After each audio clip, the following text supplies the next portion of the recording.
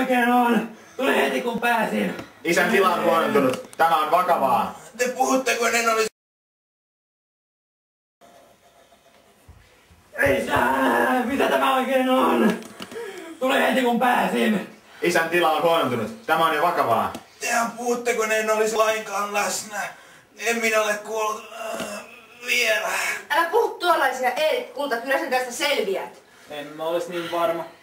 Erikin jatkuva alkoholin käyttö on johtanut Haimon vajaa toimintaan. Haimo ei enää tuota ruoansulatusensyymejä.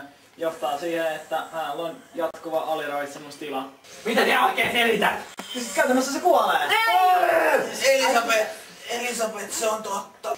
Minussa ei enää kauan henki piise. Oi Erik! Ryhdistäydy, sinä olet vahva nainen.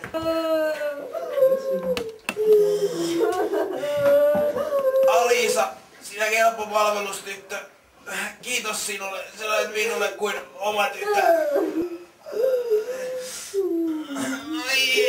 Anteeksi, minun täytyy pyytää teitä kaikkia nyt poistumaan. Erik tarvitsee lepoa. Erik! Erik, älä jätä minua!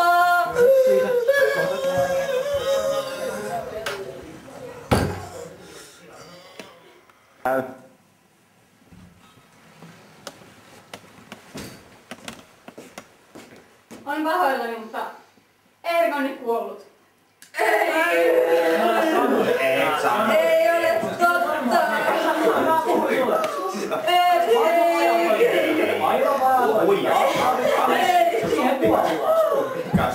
Se on kauheesti. Ei! Kauheesti. Ei ole totta! Se kuolee. Se kuolee. Ei, se kuolee. Ei!